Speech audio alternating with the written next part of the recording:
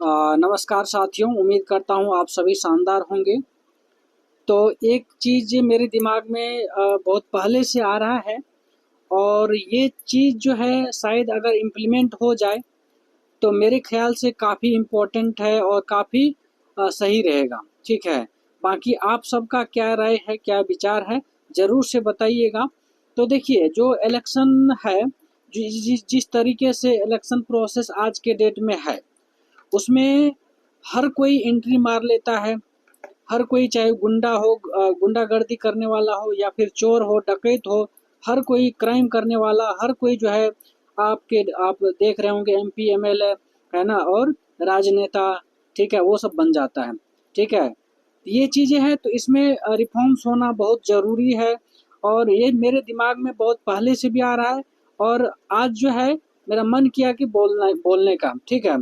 तो आप लोग ज़रूर से इस पर ओपिनियन दीजिएगा अपना। वैसे मेरे ख्याल से ये बेहतर रहेगा, ठीक है। वो ये है कि जिस तरीके से, जैसे मान के चलिए आप आईएएस, आईपीएस, है ना, जो भी बनते यूपीएससी का एग्ज़ाम होता है, उसके थ्रू जो है एक बेस्ट एडमिनिस्ट्रेटर को जो है सेलेक्ट करता है एक प्रॉपर प्रोसेस के थ्रू। तो सेम चीज़ जो है मुझे लगता है इलेक्शन में होना चाहिए, चाहे वो स्टेट का हो या फिर क्या कहते हैं आपका इंडिया का हो, ठीक है, या पीएम का हो, सीएम का हो, एमपी, एमएलए, जिसका भी हो, ठीक है, उसमें होना चाहिए एटलीस्ट, है ना, एमपी, एमएलए और जो भी सीएम का प्रोसेस है इस टाइप से, है ना, और उसमें ट्रांसपेरेंसी, हमारा मकसद ये है कि वो ट्रांसपेरेंट तरीके से हो। अभी के टाइम में जिस तरीके से प्रोसेस है, ठीक है, कोई भी एक क्या बोलते हैं एलिजिबल कैंडिडेट, है ना, लगभग लगभग अपने आप को पीछे रख लेता है, ठीक है। तो ये चीज़ आप समझिए, पूरा मैं डिटेल में बता रहा हूँ ताकि आप है ना, इस चीज़ पर गौर किया जा सके और जब तक ये होगा नहीं तब तक हम लोग सांस नहीं लेंगे, ठीक है।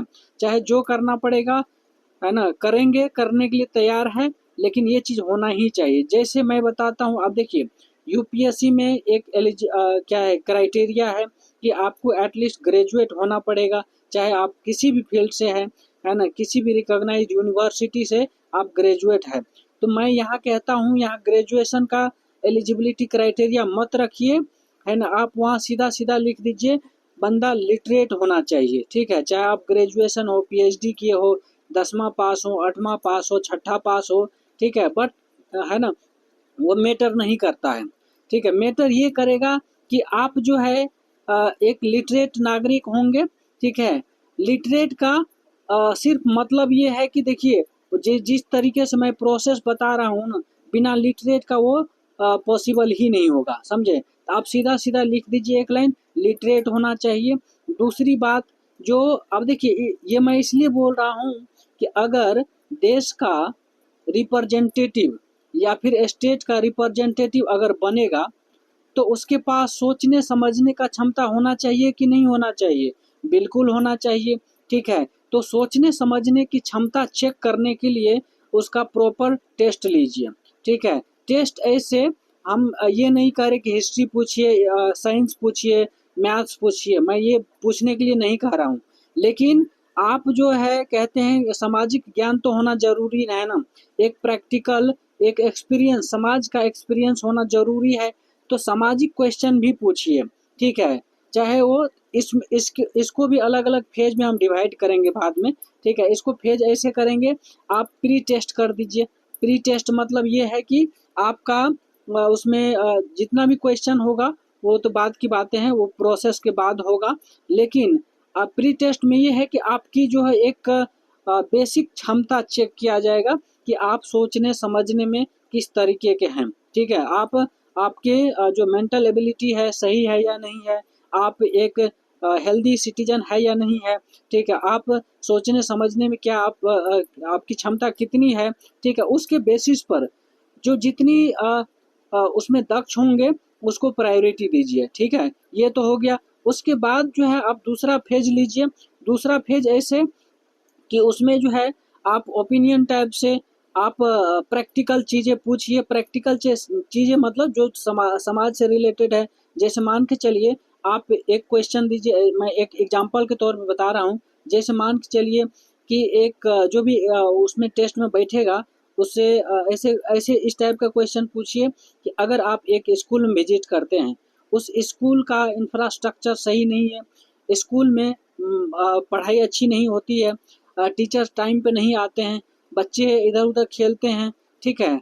तो आप उसमें क्या करेंगे इस टाइप से? मतलब उसमें जो है जिसका एफिशिएंसी ज़्यादा होगा, जिसका सोचने समझने के जिसका आंसर जितना बेहतर होगा, ठीक है, जिसका ओपिनियन जितना बेहतर होगा, जिसका आइडिया, जिसका इनोवेटिव आइडिया जितना ज़्यादा अच्छा होगा, उसको आप प्रायोरिटी दीजिए, ठीक है। ये तो हो गया दूसरा सेकंड फेज की। उसके बाद जो है आप जो है उस बंदे से जो भी सिलेक्शन होता है, जैसे आप मैंने क्या बोला कि पहले प्री टेस्ट लीजिए। प्री टेस्ट में आप बेसिक चीज़ें पूछिए। बेसिक चीज़ें मतलब एक बंदे के पास जो है एक होता है ना कि एटलीस्ट सोचने समझने की क्षमता क्या रखता है, ठीक है, वो एलिजिबल है या नहीं है। उस टेस्ट के पास करने के बाद जो है ये पता चल जाएगा वो बंदे योग्य है, ठीक है। दूसरा बात, अगर और उसमें डेप्थ चीज़ें पूछनी है तो आप जो उससे रिटेन के तौर पे जो है चीज़ें लीजिए।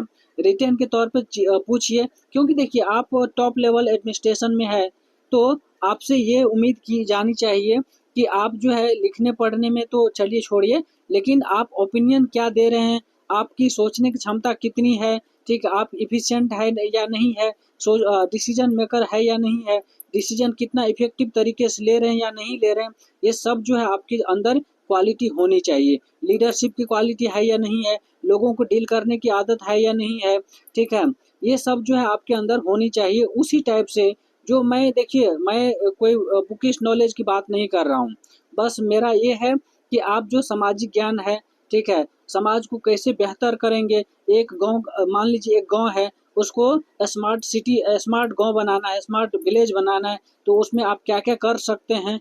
इसमें जिसका जितना अच्छा ओपिनियन आएगा, जिसका जितना बेहतर आंसर आएगा, उसको आप प्रायोरिटी दीजिए, ठीक है। ये हो गया दूसरा फेज की। तीसरा फेज अगर उसमें भी अगर पास करता है, ठीक है, उसमें भी पास अगर करता है बंदा, तो उसको आप जो है इंटरव्यू लीजिए, ठीक है। इंटरव्यू लीजिए मतलब आप देखिए हो सकता है रिटेन में अच्छा हो सकता है वो जो है, ठीक है, आप मतलब सोचने समझने में ठीक हो, लेकिन क्या हो कि आदमी के सामने बोलने से हिचकिचा रहा हो, ठीक है, फ्रैंक ना हो, ठीक है, लोगों के साथ डील नहीं कर पा रहा हो, लोगों के साथ जो है प्रॉपर बातचीत नहीं कर पा रहा हो, उसको लैंग्वेज का प्रॉपर नॉलेज ना हो, उसको प्रॉपर एटीट्यूड ना हो, प्रॉपर समझे कि नहीं समझे, एटिकेट जिसकी बात करते हैं वो ना हो, तो एक तरह से आप वो उसके उसके अंदर जो है पोलाइटनेस ना हो, ठीक है, तो हो सकता है उस चीज़ को चेक करने के लिए, ठीक है, आप इंटरव्यू पैनल बैठाइए और वहाँ जो है इंटरव्यू लीजिए, ठीक है।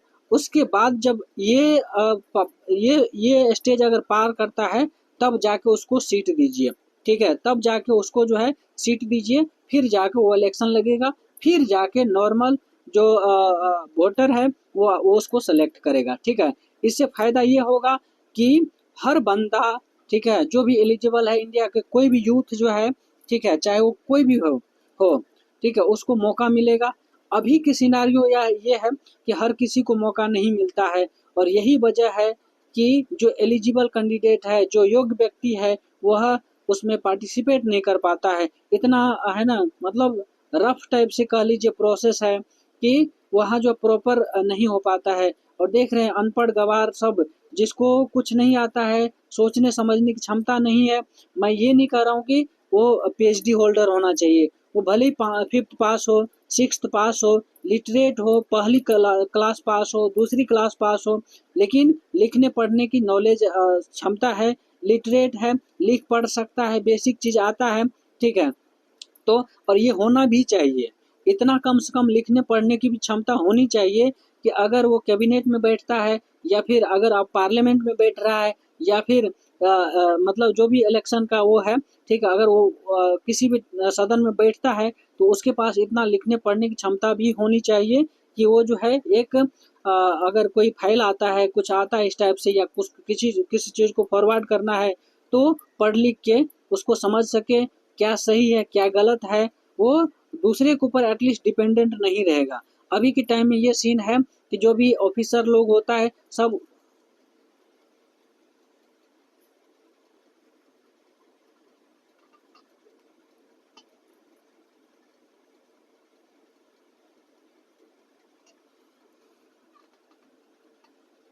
ठीक है, ये चीज़ें हैं। तो ये चीज़ है और इससे फ़ायदा ये मैंने बोल दिया कि हर किसी को मौका मिलेगा, ठीक है? चाहे हम रहे, चाहे आप रहे, चाहे इस देश का कोई भी यूथ रहे, हर किसी को मौका मिलेगा उसमें पार्टिसिपेट करने का और जो बेहतर होगा और ख़ास करके सबसे इम्पोर्टेंट चीज़ है कि एक एलिजिबल कैंडिडेट को मौका मिलेगा, ठीक है? सबसे इम्पोर्टेंट चीज़ है, ये जो कहावत है ना, राजा का बेटा राजा बन रहा है, तो वो वाला सीन नहीं रहेगा, ठीक है? अब यहाँ जो योग्य व्यक्ति है उसको मौका मिलेगा, ठीक है? तो ये चीज़ें हैं और मेरे ख्याल से ये होना चाहिए। मैं कोई टर्म्स एंड कंडीशन नहीं रखा कि कोई पीएचडी होल्डर होना चाहिए या ग्रेजुएट होना चाहिए, 10th होना चाहिए। बस एक कंडीशन लिखा लिटरेट होना चाहिए, है ना? भाषा की समझ होनी चाहिए, लोगों के साथ डील करने आना चाहिए, ये सारे मतलब एक सामाजिक ज्ञान, ठीक है? समाज को कैसे इम्प्रूव किया जा सकते हैं, एक गाँव को कैसे अच्छा किया जा सकता है, शहर को अगर जिस पोजीशन में उससे और अच्छा कैसे किया जा सकता है, एजुकेशन को बेहतर कैसे कर सकते हैं, हेल्थ सेक्टर में इम्प्रूवमेंट कैसे हो सकता है, ठीक है? ये सारे तमाम बातों को, ठीक है, जो है उनके पास एक क्षमता होनी चाहिए इतना कि वो इन सब बातों पर ध्यान दे सकें, ठीक है? तो ये चीज़ है और आपको कैसा लगा ये आइडिया ज़रूर से बताइए।